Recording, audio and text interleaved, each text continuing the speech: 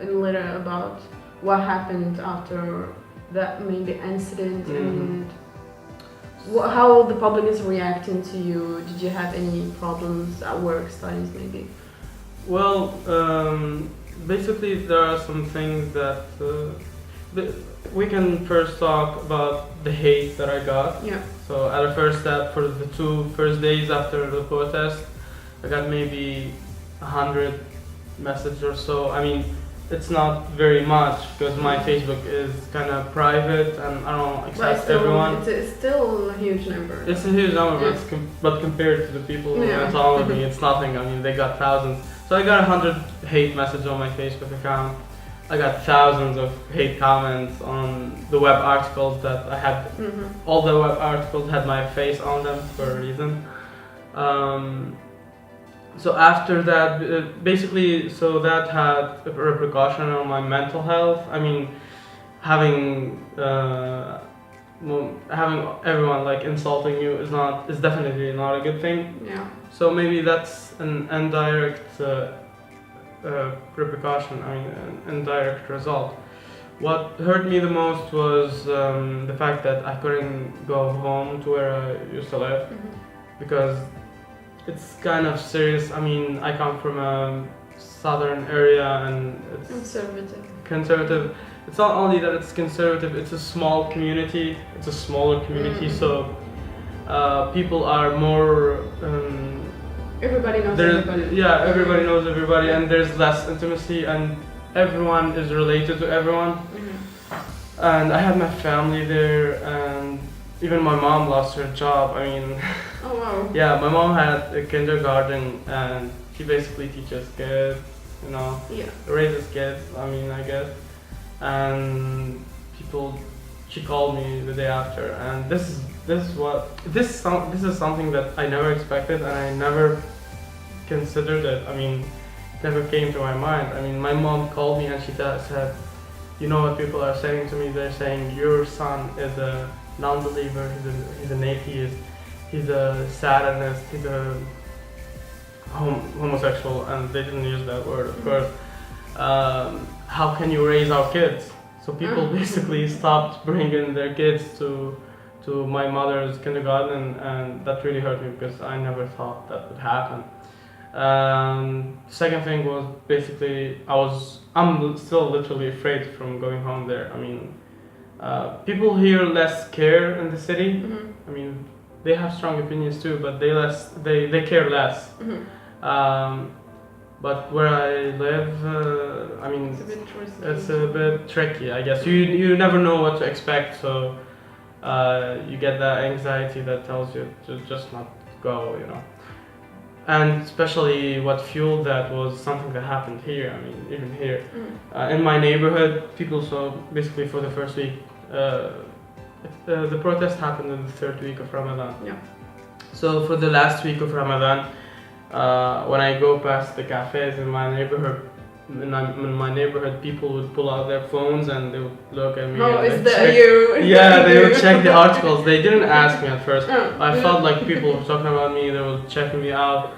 And after the protest, like a week of that, I shaved my beard. I said, okay, I don't know. So they won't. Yeah, I shaved my beard. And you look cute this way. Oh, thank you. So yeah, like I shaved my beard, so even with my baby face, they could recognize me. Yeah.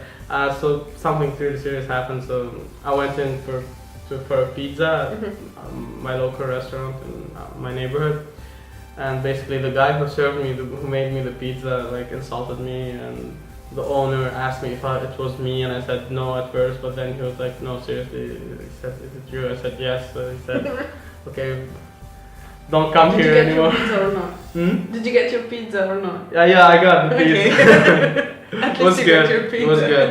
I'm really sad because I can't go to that place anymore because their pizza is really good. We should boycott that. Yeah. Place. Okay, so one last question, or what? Wanting to know why you did that. Why did you go public? So, for example, if you knew that what happened to your mom, if you knew it would happen, would you still do that? You know. Mhm. So what actually triggered you? I mean, I guess the experiences that I learned from history, that I learned about. Usually, people who talk about stuff, they're infamous themselves and they're hated themselves, and it's always like the first people who speak out about some certain things, they get a certain backlash, but then they get a certain community, and then that community widens, and then they get their views changed. Maybe even after their time, they never see the change. So you asking me if why would I go public? I mean, why wouldn't I? I mean, I feel like because sometimes you have different views in your own country, and you feel like you forget where you are. So you feel this certain freedom that's really powerful, and I don't even know how to explain it. I mean, the first few days of Ramadan, involuntarily I would pull out a bottle of water from my bag and I would drink it in public, and seriously, it's like very involuntarily. I forgot that I was in Ramadan. So sometimes you act the way you are, so you forget where you are and the time that you are in, and then you ask, why should I behave the way I want? And then you would see why you can behave the way you want. So you say, hey, I'm stuck here, so I might as well try to change it. Well, yeah. But you started the path, and hopefully in the future it would change bit by bit. It's a long journey, but you never know, the change could happen actually. So one last thing, what's the last thing that you want people to know? What's the message that you want to send to people? I want people to know that my movement and people like me, who are people who call for secularity of the state, who call that the laws are less religious based and that we do not base the laws on religion, are not trying to change the identity or the culture of the nation. We're not trying to make people non-believers or non-religious. Basically, secularity, when you have a state that behaves on the basis of the well-being and the good of its people, and the base of profit, of goodness, of science, of reason, that would be beneficial for everyone. Because we should never forget that even if Tunisia has a large proportion of Muslims, not all of those Muslims, not all of those people who share the same religion think the same way about their religion and perceive their religion the same way. So how can you make a religious system that takes all those people? And being inclusive to all. Yeah, and being inclusive to all those people. Having a neutral system would protect all of these people, including religious and non-religious people. So that's a very big misconception about what we do. Okay. So I wish you a really Thank good you. life.